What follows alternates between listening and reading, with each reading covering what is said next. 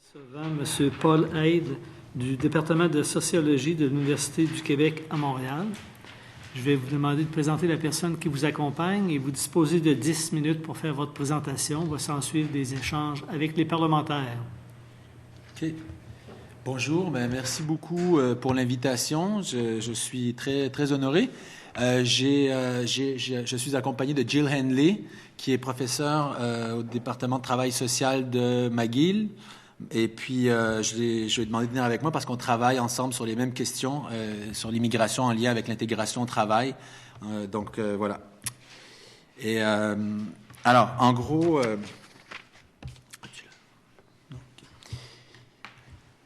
Alors, on n'a pas présenté de mémoire, mais peut-être qu'on pourra vous fournir un document a posteriori. On va essayer d'être bref. On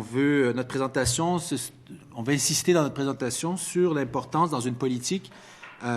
D'abord, la politique, je veux féliciter, je ne sais pas qui l'a rédigée, mais elle est très intéressante. Elle jette des pistes très prometteuses, très constructrices. Et on apprécie aussi que l'accent soit mis sur la question de l'intégration par le travail. Et c'est là-dessus qu'on va insister. Donc, souvent dans les politiques antérieures, on entend beaucoup parler, on met beaucoup l'accent sur la gestion de la diversité, l'importance de l'éducation interculturelle. Donc, c'est des objectifs tout à fait importants. Mais nous, ce qu'on pense, c'est qu'une politique d'intégration pour être vraiment efficace, c'est le travail, c'est ce qui permet aux immigrants qui est un tremplin vers l'intégration citoyenne. On va mettre l'accent sur l'importance pour les immigrants de ne pas se voir entravés par des obstacles systémiques de racisme ou de discrimination, sur la question des statuts d'immigration précaires qui peut être aussi un frein à l'intégration. Et il faut une pleine participation, créer les conditions pour une pleine participation à la société québécoise et à l'exercice des droits économiques et sociaux. Alors, rapidement, quelques statistiques. Alors, juste pour dire, vous le savez sans doute, donc je vais aller plus rapidement là-dessus. Toutes les statistiques le montrent. Les taux de chômage et les revenus, les taux de chômage des immigrants sont supérieurs à la moyenne à niveau de scolarité égal. Et ce qui est troublant, c'est qu'aussi quand on regarde parmi les immigrants, c'est toujours ceux qui appartiennent aux minorités visibles, ou moi je dis racisées, celles qui sont sujettes au racisme. Les taux de chômage sont à peu près 2 fois supérieurs à ceux des natifs à taux de scolarité égal. Et juste pour se rappeler que la question du racisme ne touche pas que les immigrants, mais aussi toutes les personnes issues des minorités visibles. On voit que le taux de chômage des personnes nées au Québec, donc plus seulement les immigrants, mais appartenant aux minorités racisées, est aussi presque 2 fois supérieur en moyenne à celui des natifs n'appartenant pas aux minorités visibles.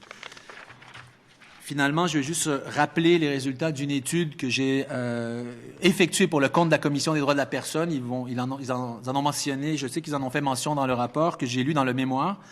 Alors, rapidement, se rappeler ce que cette étude a montré, quand on envoie des CV fictifs qui sont semblables sous tous les rapports, sauf le nom de famille, on se rend compte que pour les postes de travailleurs qualifiés et non qualifiés, les CV avec un nom à consonance québécoise, disons Tremblay, Bélanger, ont 60% plus de chances d'être convoqués à une entrevue d'emploi que pour les personnes avec un nom à consonance latino, arabe ou africaine. Donc, ce qu'il faudrait alors... Une chose que ça nous inspire, c'est que le marché du travail, quand il est laissé à lui-même, c'est pas vrai il permet aux individus de maximiser leur capital humain et d'avoir un job à la hauteur, une intégration à la hauteur de leur capital humain. Donc, ce qu'il faut, et vous en parlez dans le document de consultation, les programmes d'accès à l'égalité doivent d'une part être renforcés, les mécanismes de surveillance des programmes d'accès à l'égalité doivent être renforcés pour être sûr qu'ils soient bien appliqués. Et ça comprend les ministères qui, à l'heure actuelle, ne sont pas soumis à une instance de surveillance externe. Donc, ce qui fait que les résultats stagnent, on le sait, depuis à 6% pour Montréal, ce qui n'est pas normal étant donné la proportion d'immigrants. Et autre chose, les organismes et la Commission des droits de la personne, où je travaillais dans une autre vie, le recommandent aussi, d'élargir le bassin des entreprises donc assujetties au programme d'accès à l'égalité. Et ça comprend donc les entreprises privées, notamment pour Montréal. avec des programmes d'obligations contractuelles qui ne sont pas appliqués par la Ville de Montréal à l'heure actuelle. Seulement, c'est les ministères qui ont ce programme-là. Et puis d'appliquer des sanctions aussi contre les entreprises contrevenantes. Alors, je vais passer la parole à Jill. Alors, moi, j'aimerais passer quelques minutes à parler du programme des travailleurs étrangers temporaires. Nous avons plusieurs critiques sur la façon que ce programme comme tel marche, mais aujourd'hui, ce qu'on veut discuter, c'est comment ce programme intersecte avec l'immigration permanente. Alors, premièrement, on était content de voir que le Québec priorise ces travailleurs pour devenir résidents permanents, mais justement, à cause de ça et à cause de leur présence dans nos communautés, on considère que c'est essentiel que les travailleurs étrangers temporaires aient accès aux services d'accueil dès leur présence au Québec, de ne pas attendre les 2 ans ou même 1 an avant de leur donner accès aux services d'accueil, aux cours de francisation, parce que si on veut qu'ils deviennent résidents permanents, on veut les accueillir comme membres de nos communautés dès qu'ils sont ici au Québec. Alors, les services d'accueil, les cours de francisation et aussi, selon nous, ce serait important d'élargir le programme d'expérience québécoise pour donner la chance à tous les travailleurs, même dans toutes les catégories d'occupation professionnelle. Je fais référence aux peu spécialisés que présentement ils sont exclus. Mais on voit qu'au Québec, il y a une demande continue pour cette catégorie de travailleurs et on voit pas de raison pour justifier leur exclusion de la possibilité de devenir permanente. Oui. Moi, je voulais un autre point, c'est la sélection des immigrants qui est abordée dans le document. Dans le document, la page 41 du document de consultation, il y a une nouveauté quand même qui est que le gouvernement propose de faire participer beaucoup plus les entreprises à la sélection des immigrants. Dans la catégorie des travailleurs qualifiés comme en Australie ou en Nouvelle-Zélande. Donc, on pense que c'est une initiative qui peut être intéressante à certains égards, mais il faut être très prudent. Je pense que on pense que l'État doit quand même demeurer le maître d'œuvre de la sélection, en dernière instance. Il n'est pas non plus souhaitable que les entreprises deviennent des agents de sélection de ces immigrants qui ne sont pas seulement une force de travail, mais des futurs citoyens. Il ne faut pas l'oublier. Les besoins des entreprises sont très ponctuels, circonstanciels. Répondent pas nécessairement, obéissent pas à des besoins sociaux plus larges et qui sont pas tout le temps économiques, comme la maîtrise du français notamment, et aussi donc les critères de sélection donc nécessitent une vision assez globale des besoins sociaux et je pense qu'il ne faut pas seulement avoir en arrimant la sélection aux besoins immédiats du marché.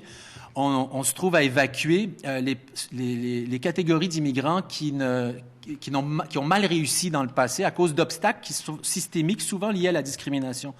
Donc, par exemple, je donne l'exemple les médecins étrangers. Vous savez qu'il y a tous une pénurie de médecins ici.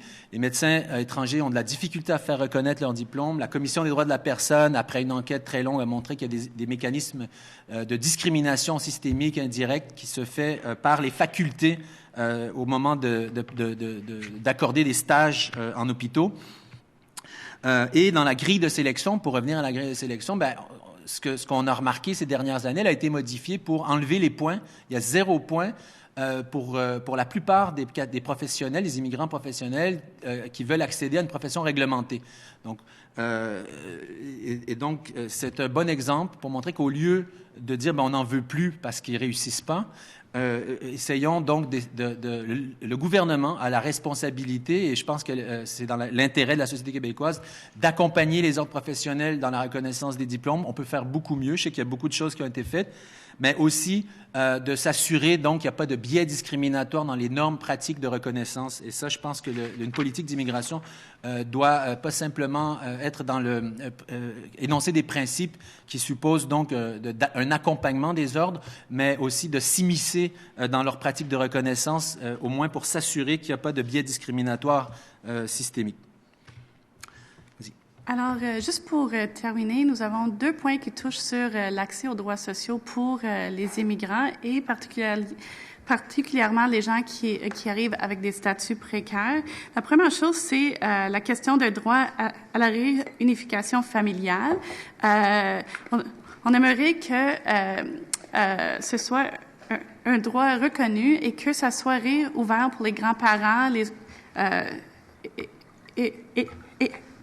et que ça continue pour les conjoints et les enfants. Mais le Québec, généralement, traite assez rapidement ces dossiers-là, mais ils sont bloqués souvent au fédéral. Puis la longue attente cause beaucoup de problèmes. On aimerait demander au Québec de mettre de pression sur le fédéral, de traiter plus vite ces cas-là, mais aussi le Québec d'offrir l'accès aux services aussitôt qui donne le CSQ pour ces membres de la famille-là. L'autre chose, c'est que on aimerait voir abolir le parrainage financier qui fait partie de la réunification familiale. Il n'y a aucune recherche qui suggère que les familles qui sont réunies par ce programme utilisent plus nos programmes de sécurité, de revenus, mais il y a beaucoup de recherches qui démontrent que le fait d'avoir ce lien de dépendance cause des problèmes d'inégalité et de pouvoir à l'intérieur des familles et rend vulnérables les gens qui sont parrainés. Alors pourquoi pas les accepter comme tout autre membre de la famille qui émigrent tout ensemble. Alors d'abolir le parrainage financier. Peut-être mentionner qui rend vulnérables les femmes en particulier. Merci. Nous allons entreprendre des échanges avec Madame la ministre. Oui, alors bienvenue, Monsieur Hyde et Madame Hanley. Merci beaucoup de votre présence. Vous touchez au cœur d'un problème, évidemment, que vous avez identifié il y a certain temps, puis je vous dirais que votre étude a été citée souvent en commission parlementaire. Je ne sais pas si vous êtes au courant, parce que lorsqu'on arrive sur la pleine participation, en effet, on avait eu beaucoup de discussions avec des chercheurs, moi-même rencontré beaucoup de gens, mais j'étais ministre de l'Immigration de 2010 à 2012. Et c'était toujours l'intégration d'emploi qui était le premier facteur d'exclusion. Et cette frustration par rapport à la reconnaissance ou le manque de reconnaissance, non seulement des diplômes, non seulement des acquis, mais des compétences, de la formation, des expériences de travail qu'ils ont eues ailleurs. Alors, comme vous le savez, et ma collègue, la députée de Jeanne-Mance-Vigier, aura des questions parce qu'elle a un mandat spécial du premier ministre de s'adresser à cette question et elle pourra poser des questions sur ça. Alors, j'apprécie beaucoup que vous fassiez le commentaire que vous faites, c'est-à-dire que vous êtes heureux de voir qu'on a mis l'intégration d'emploi comme essentiel, parce que le reste doit suivre. Et moi, la manière que je le vois beaucoup, c'est que on le met dans un contexte de compétition, hein, l'immigration. On parle de talent stratégique. Les sociétés occidentales, il y a des milliers de personnes qui bougent. Et tout le monde a une valeur. Tout le monde a une valeur. Et les sociétés les plus accueillantes, les plus ouvertes, seront les sociétés gagnantes. Donc, le défi, c'est justement d'éliminer ces barrières dans ce genre de contexte. Mais il y a des gens qui sont ici, soit des réfugiés, vous parlez du regroupement familial, et eux aussi ont leur place et eux aussi peuvent contribuer. Alors, je vais vous amener peut-être sur ces questions de lutte au racisme, de lutte à la discrimination. Plusieurs suggestions. Premièrement, la Commission des droits de la personne nous recommande de ne pas parler de valeurs communes, mais de valeurs démocratiques communes ou de valeurs communes démocratiques. Et j'aimerais vous entendre là-dessus, qui met plus l'accent sur la Charte des droits et libertés qu'une notion un peu vague de valeurs, qui pourrait être interprétée différemment par les uns et les autres. Avez-vous une réaction, parce que vous êtes beaucoup dans ces... Ben, je pense que le danger, quand on identifie des valeurs communes comme creuset d'intégration, c'est très bien, mais souvent, c'est des valeurs qui correspondent à des besoins identifiés par la société majoritaire. Des besoins en termes de démographique, en termes de maîtrise du français, respect de la laïcité. Mais quand on parle de valeurs démocratiques, je pense qu'on touche aussi à la question, on regarde le même problème sous l'angle des droits. Et je pense que c'est une question donc de droit de s'assurer que les mesures d'intégration respectent le droit des immigrants à l'égalité pour faciliter donc l'insertion au travail.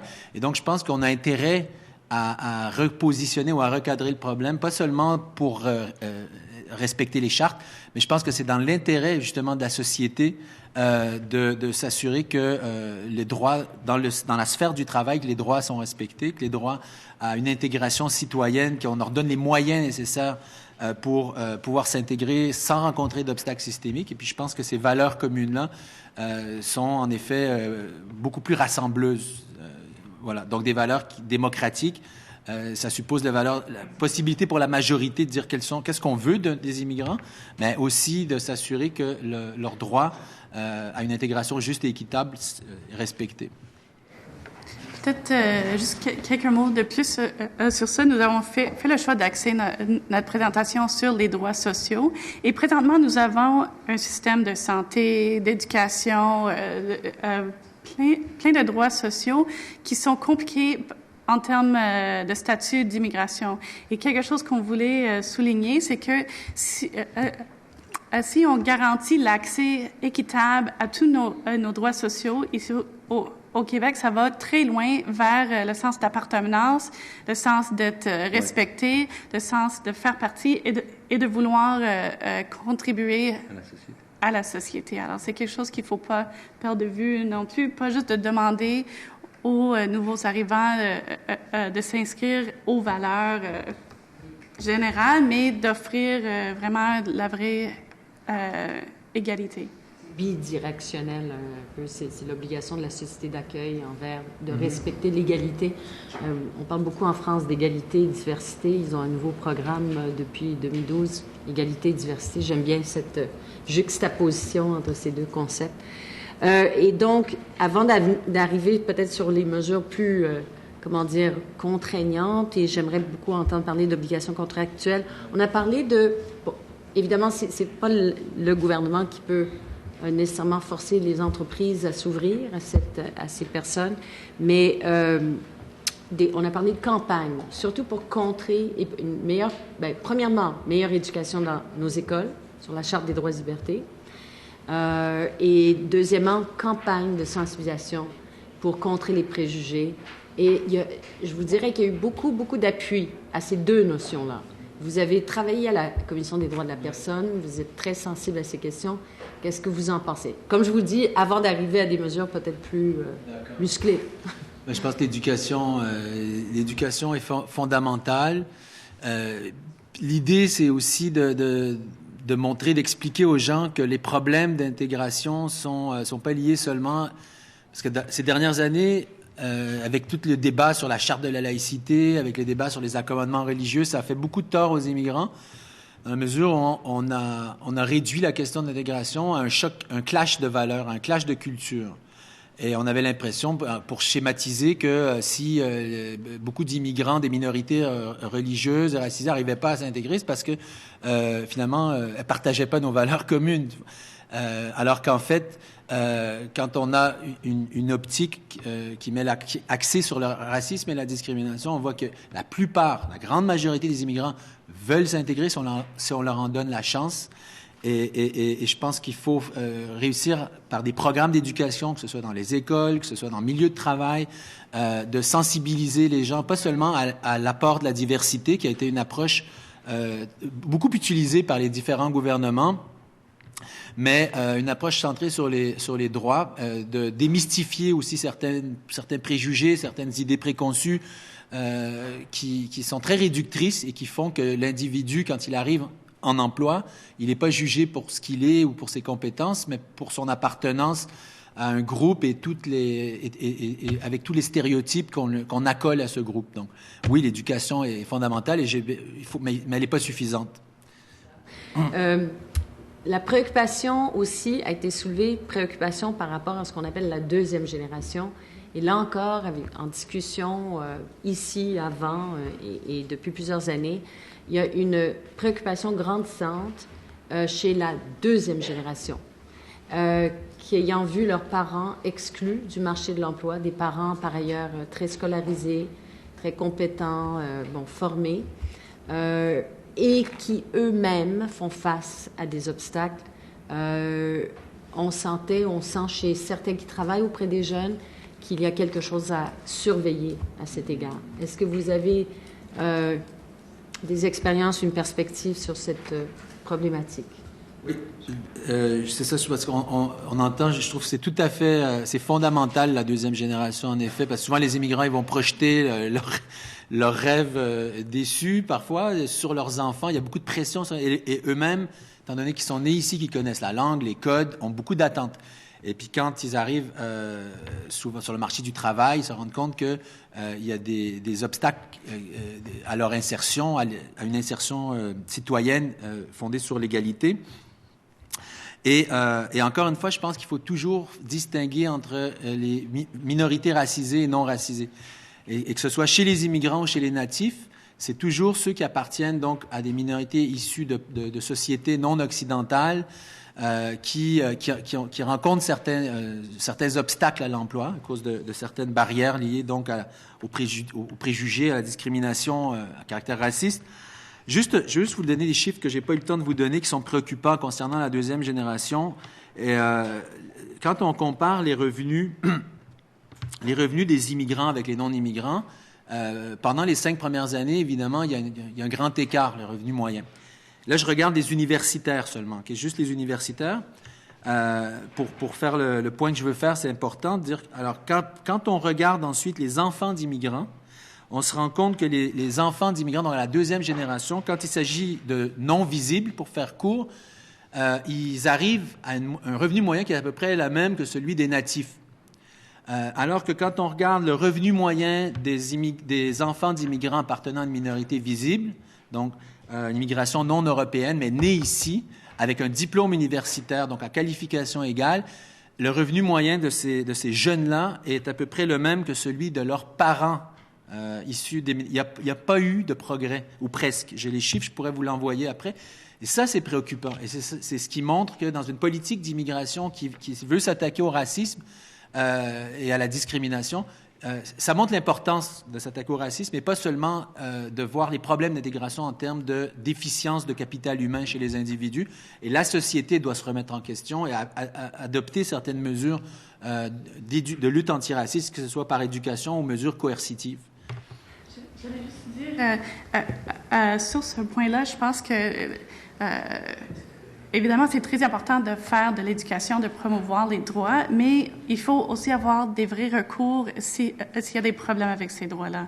Alors, des recours effectifs, la Commission des normes du travail, la CSST, que les groupes comme les travailleurs domestiques ou les travailleurs agricoles soient pas exclus de certaines parties de ces protections-là, que la Commission des droits de la personne et le personnel nécessaire pour faire les enquêtes puis faire valoir les droits. Alors, éducation, c'est une chose, mais s'assurer que les gens peuvent faire respecter ces droits-là, c'est essentiel parce que c'est quand les gens sentent qu'il y a personne qui est concerné par la violation de leurs droits, qu'ils se sentent vraiment exclus de la société. J'aimerais vous demander 2 questions. Qu'est-ce que vous pensez de stratégies telles le programme PRIME, où on donne une subvention, le programme PRIME, où on donne une subvention salariale et on identifie. J'ai compris ou j'ai appris que le Québec est la seule province à avoir un programme où on nomme. Et d'ailleurs, quand on échange avec d'autres provinces, ils sont surpris de voir, mais c'est-à-dire que des personnes racisées, les femmes, les Maghrébins sont nommés. Tout le monde est nommé, ceux qui sont sous-représentés. Le taux de rétention à peu près à 83%, donc ça donne des bons résultats après 6 mois. Ce que vous pensez de ça, et si vous pourriez expliquer ce programme obligation contractuelle, comment ça fonctionne pour qu'on puisse avoir des pistes. Là, je vous demanderai de nous donner peut-être ces suggestions, peut-être les meilleures pratiques que vous voyez ailleurs qui pourraient être implantées ici. OK. Je vais laisser Jill parler de PRIME. Moi, je vais parler de programme d'obligation contractuelle. Oui, juste pour dire, je pense que c'est un excellent programme. Je pense que ça donne une opportunité d'ouvrir les portes à l'expérience. C'est ça. Je pense que c'est très bien. Mais il faut pas. Je pense que ça répond pas au fait que quand même il y a très peu de gens qui peuvent participer à ce programme-là, et il faut avoir quand même les portes ouvertes dans le marché du travail en général. Et je pense que c'est là que ça revient. Ben, puis juste sur Prime, je pense que vous mentionniez ma recherche sur la discrimination qui montre qu'il y a vraiment, quand le marché laissé à lui-même, ben, les immigrants n'arrivent pas. Bon, fait que s'il faut, c'est un peu déprimant, mais justement, s'il faut réussir à en tirer des enseignements, je pense que l'idée, c'est qu'il faut forcer la diversité, soit l'inciter, comme dans le cas de Prime, ou carrément la forcer avec des programmes d'accès à l'égalité. Parce que c'est ce que ma recherche montre, c'est que c'est au niveau de l'entretien. Ils n'arrivent même pas à se faire convoquer à un entretien. Comment tu veux réussir à te mettre en valeur si tu es déjà exclu du jeu dès le départ? Donc, Prime, oui, moi je dis à 100%, même élargissez-le, augmentez les primes. Bon, ça c'est la partie incitative, parce que ce que les recherches montrent, c'est qu'une fois en emploi, vous l'avez mentionné, il y a un taux de rétention qui est intéressant. Une fois que il n'y a rien comme le contact avec la diversité directe, la diversification des milieux de travail, et là ça crée un effet d'entraînement, un effet boule de neige, puisque la différence est démystifiée. Et pour les programmes d'obligation contractuelle, c'est en fait, comme vous le savez, c'est en gros l'obligation qu'ont la plupart les entreprises de 100 employés et plus qui ont un contrat de 100 000 $ et plus avec des ministères du gouvernement du Québec ou organismes gouvernementaux, mais au niveau provincial, d'implanter un programme d'accès à l'égalité dans leur entreprise. D'abord, il y a des recherches, je ne sais pas si Éric Charret va venir parler, ou Marie-Thérèse Chicha, qui montrent que ça marche pas. Les programmes d'obligation contractuelle, en cas de violation des obligations, il n'y a absolument rien qui se passe, il n'y a pas de suivi suffisant. Il y a très peu déjà d'entreprises qui sont soumises à ce programme. Donc, il faut renforcer le programme. Et moi, j'irais jusqu'à dire, rendons-le obligatoire à toutes les grandes entreprises. Je ne sais pas si vous avez trouvé que c'est peut-être pas réaliste, mais avec ou sans contrat avec le gouvernement. Les grandes entreprises, pour pouvoir avoir pied sur rue, pignon sur rue dans notre province, on leur dit, écoutez, vous devez simplement avoir dans votre personnel une représentation proportionnelle à qui soit en proportion avec le poids de chaque groupe dans la société, surtout les groupes minorisés, les groupes à risque. Et je finis là-dessus. Une proposition qui est plus réaliste, c'est juste d'élargir le programme d'obligation contractuelle pour que les organismes qui ont des contrats avec la Ville de Montréal soient assujettis. Mon étude, elle a été faite à Montréal. Les taux alarmants de discrimination, la plupart des immigrants sont à Montréal, les taux de discrimination sont assez alarmants. Donc, ce serait bien si les programmes d'obligation contractuelle touchaient aussi toutes les entreprises grandes entreprises qui font affaire avec la ville. Donc, ça serait une possibilité. Je cède pour 1 minute. Bon, je vais aborder le sujet rapidement. C'est sur la reconnaissance des compétences. Vous avez fait référence dans votre exposé tout à l'heure. Vous avez dit que il y a des éléments discriminatoires dans le processus même d'obtenir la reconnaissance des compétences. Il y a plusieurs groupes qui ont parlé aussi que même une fois qu'ils obtiennent la reconnaissance, il y a un problème après pour avoir le stage. J'aimerais ça si vous avez des idées ou des outils que je pourrais m'inspirer avec mon comité qui se penche là-dessus justement pour faire des suggestions à propos comment qu'on pourrait faire mieux. Le stage, il y a des secteurs d'emploi où le stage est obligatoire pour devenir avocat ou pour devenir médecin. Je pense que je pense qu'en effet, il ne faut pas que reconnaître les compétences, il faut s'assurer qu'après que la compétence est reconnue, qu'ils aient accès au stage. Mais bon, là, après, il y a les mêmes mécanismes discriminatoires que pour avoir un emploi. Mais dans le cas des stages, si on prend le cas des médecins, que je connais pas bien toutes les sphères professionnelles, mais dans le cas des médecins, le stage, c'est la résidence. Puis, dans ce cas-ci, les établissements d'enseignement sont concernés, les facultés sont concernées. Donc, il faut coordonner Je pense qu'il faut que le gouvernement travaille davantage aussi avec les établissements d'enseignement dans des domaines où l'exercice de l'emploi suppose un stage ou des formations d'appoint. Dans ce cas-là, les établissements d'enseignement doivent être surveillés. On l'a vu dans le cas des médecins, qu'il y avait plusieurs critères qui n'étaient pas nécessairement... il y avait des critères qui étaient appliqués avec un 2 poids, 2 mesures selon que tu es formé à l'étranger ou non. Et ça n'avait pas toujours un lien rationnel avec la capacité d'exercer correctement l'emploi dans l'intérêt du public. Merci. Avant de céder la parole à M. le député de Bourget, c'est pour vous informer que Mme Marie-Thérèse Chicha s'est désistée. Donc, à moins de prolongation de nos travaux, elle ne témoignera pas. Donc, je cède la parole à M. le député de Bourget. Merci, M. le Président. M. Haid, Mme Hanley, merci d'être là et merci pour la contribution. Une lecture très cartésienne de l'enjeu. De votre perspective des choses, considérant l'expérience qui vous habite,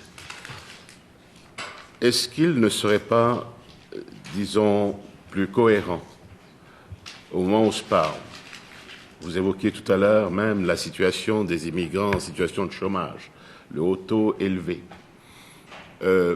considérant qu'on n'a pas fait le ménage, qu'on n'a pas fait le point avant même d'engager l'exercice qui nous pose ici aujourd'hui, considérez-vous qu'il soit sage de s'occuper, dans un premier temps, de ceux qui sont délaissés? Aujourd'hui, ils sont légion. Avant de se lancer à la pêche à de nouveaux immigrants qu'on enfermerait dans de nouveaux pièges.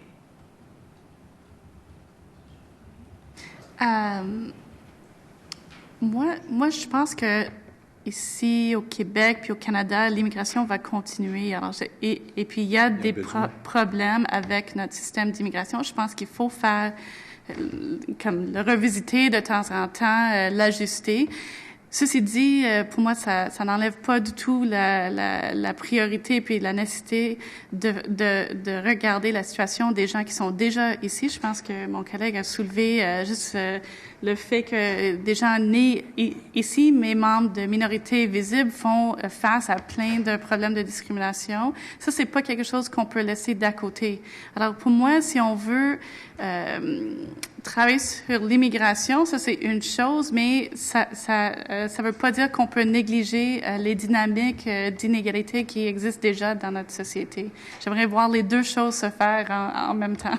J'aimerais juste rajouter une chose, c'est que oui, en effet, c'est une chose de diminuer les volumes d'immigration de travailleurs qualifiés parce qu'on a des difficultés à les insérer, mais ce qu'il faut comprendre, c'est qu'on continue à aller les chercher à répondre aux besoins de main-d'œuvre par les temporaires.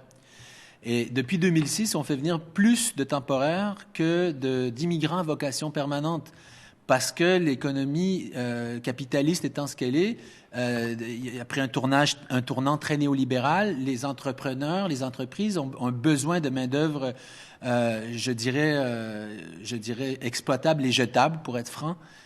Et ce qui fait que ces gens-là souvent reviennent plusieurs années. Donc, on a un besoin permanent de temporaires. Et leur statut temporaire, donc on retire quelque chose, ils apportent quelque chose à l'économie, sauf qu'après on les jette, et pendant leur séjour ici, il y a des violations de droits que vous connaissez sans doute, dues à des conditions structurelles dans le programme, qui relève du fédéral, je le sais bien. Mais je crois donc que diminuer le nombre de qualifiés parce qu'on n'arrive pas à les intégrer, bon, d'une part, il faudrait peut-être s'assurer de créer les conditions pour qu'ils soient intégrés dans des conditions justes et équitables, parce que eux vont en bénéficier, mais aussi nous, on en a besoin. C'est pas comme s'il n'y avait pas de besoin d'immigration au niveau économique, démographique. Alors, pour la maîtrise, la survie du français, alors on a besoin des immigrants, mais il faut juste les faire venir dans des conditions justes et équitables. Et vous seriez d'avis, dans la même foulée, que nous devons la vérité, la transparence aux immigrants quand on va les chercher au-delà de nos frontières. Parce que plusieurs, j'en reçois moi à mon bureau, j'en ai reçu quand j'étais au fédéral, très souvent, qui tombaient des nues parce qu'on leur avait raconté des histoires pour parler carré. Et ils se réveillaient brutalement une fois arrivés ici, faisant face à des défis qu'ils n'avaient pas anticipés en quittant leur pays. C'est courant. Ça, c'est quelque chose que récemment j'ai vu beaucoup. Je suis en train de faire des séries d'entrevues avec des travailleurs, des résidents permanents surtout, mais qui se retrouvent ici à travailler pour des agences de placement. Des gens avec toutes sortes de formations différentes. Puis il y en a beaucoup des francophones de l'Afrique, différents pays, qui ont passé par la France, qui avaient un statut là-bas, mais qui ont été dans les salons d'immigration. Et ils sont amers du fait que c'était présenté comme si leur formation allait être reconnue. Puis en fait, ils disent que c'était plus facilement reconnu en France. Ils ont des difficultés à se loger, à avoir des emplois convenables. Alors, je pense qu'il faut qu'on regarde aussi qu'est-ce qu'on vend comme situation pour les immigrants. Et si on veut continuer à pouvoir vanter les opportunités ici, il faut vraiment travailler sur la réalité rendue ici.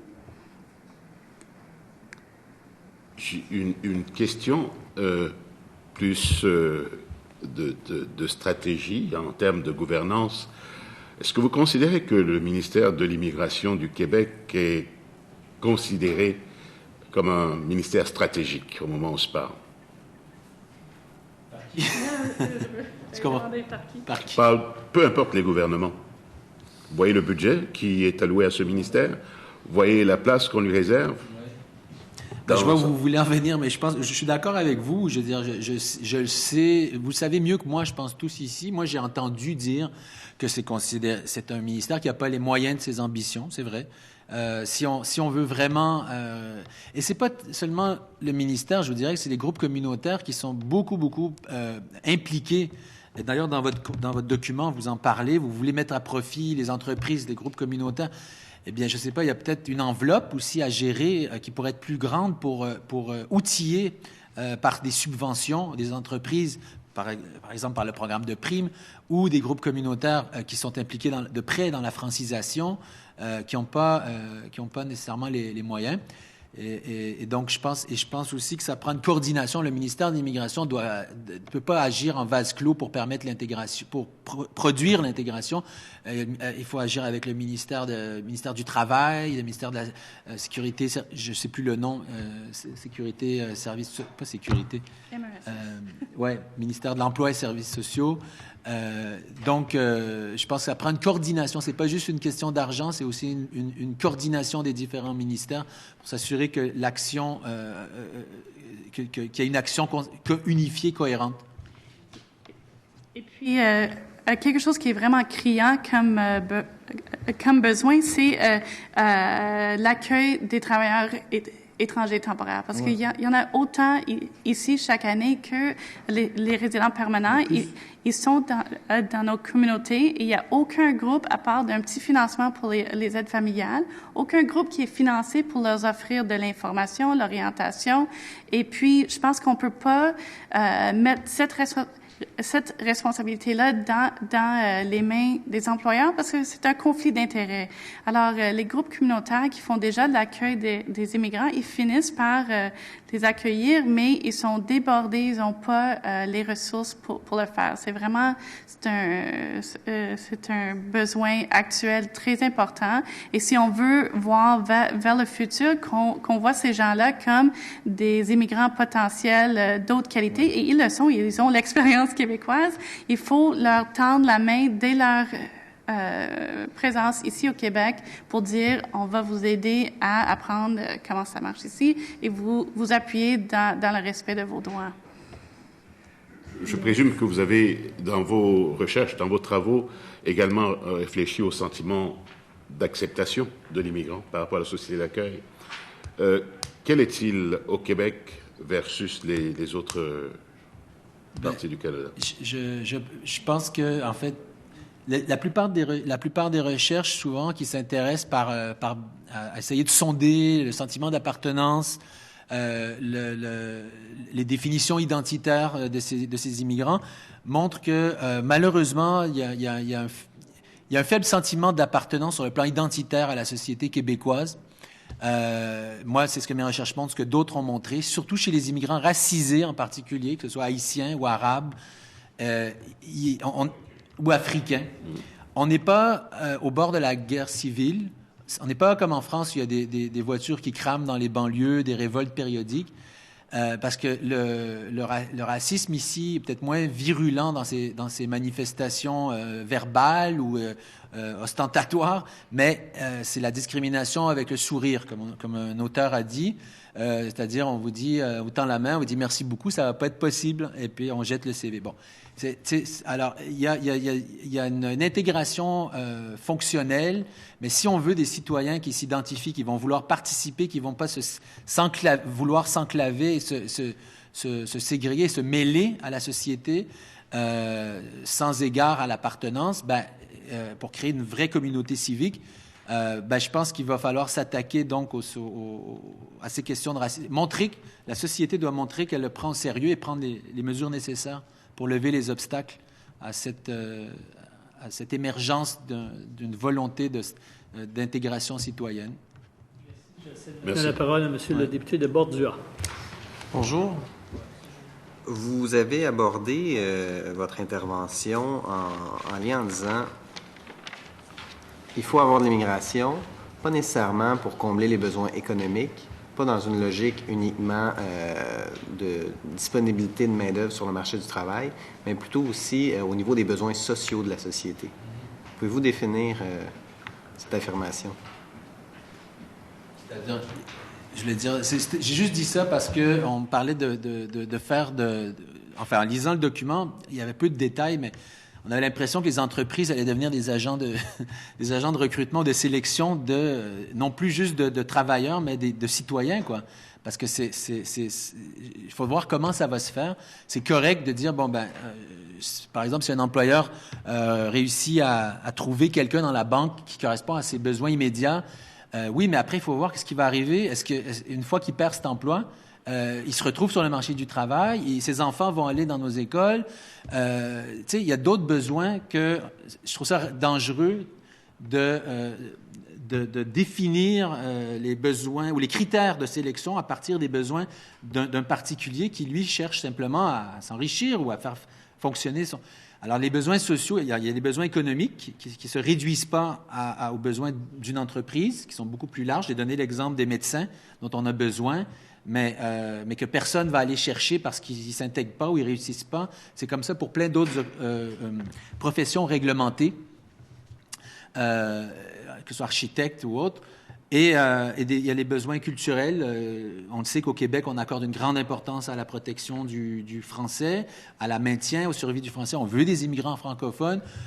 Et puis, je crois que voilà, les besoins de l'entrepreneur ne sont pas nécessairement en concordance avec des besoins plus d'ordre culturel et linguistique notamment. Pensez-vous que cette approche, parce que ce qu'on évoque beaucoup dans le cadre de cette commission et dans le cadre des documents de consultation, c'est un peu de s'inspirer du modèle canadien et du modèle australien et néo-zélandais pour réussir à intégrer davantage les immigrants en lien avec le taux de chômage plus élevé dans la région de Montréal? Vous avez parlé, il y a toute la question de la discrimination à l'embauche qui sous-tend la question. Puis je vous pose la question, est-ce que la société québécoise fait preuve de racisme envers les nouveaux arrivants? Le racisme, pour moi, c'est une question, c'est systémique. C'est des rapports de pouvoir. Il y a du racisme, mais c'est pas... Et je pense qu'on va se cacher... Il faut pas se cacher les yeux, se fermer les yeux en pensant qu'il s'agit de cas isolés, limités à des groupes d'extrême droite néo-nazis, là, pour le dire très schématiquement. Le racisme, ça se manifeste aussi par une volonté d'exclusion, de subordination. Alors, les immigrants, il n'y a pas de problème avec eux tant qu'ils restent à leur place, mais quand ils essaient d'accéder au bon poste, au poste de cadre, notamment. Vous en avez peut-être parlé, je pense, dans le document aussi. Il faut aussi l'accès à l'égalité. C'est pas juste dans les sphères inférieures les emplois à faible statut, c'est aussi les postes de cadre, permettre la promotion, l'ascension, la mobilité sociale. Donc, je pense qu'il y a des questions, des obstacles d'ordre systémique qui relèvent ultimement du racisme, parce que c'est pas un hasard de voir que c'est toujours les mêmes groupes qui subissent les frais de la discrimination. C'est pas les groupes d'origine européenne qui, après une génération, connaissent une intégration assez réussie. C'est toujours ceux qui appartiennent à des groupes racisés qui sont vulnérables dans tout l'Occident, les mêmes groupes, ceux qui sont issus de sociétés anciennement colonisées, qui portent le poids du stigmate, qui assument le poids du stigmate du racisé. Donc oui, il y a du racisme. Je pense qu'il y a quelque chose d'autre à dire sur la question de l'implication des entreprises dans la sélection des immigrants. C'est que si on procède vers ça sans régler la question de reconnaissance des compétences, des formations et tout ça, on va peut-être voir la même dynamique qu'on voit avec le programme des travailleurs étrangers temporaires, où les entreprises peuvent choisir quelqu'un qui a une grande expertise et formation, mais que ils peuvent bénéficier de ça comme à l'intérieur de leur entreprise, sans que leurs compétences soient reconnues formellement par la société en général. Ouais. Alors, on risque de reproduire les mêmes dynamiques. Ouais. Quelqu'un vient, ils sont parrainés par l'employeur, ça crée une dynamique de dépendance sur l'employeur et ça règle pas la question, est-ce que la personne est réellement reconnue pour leurs compétences?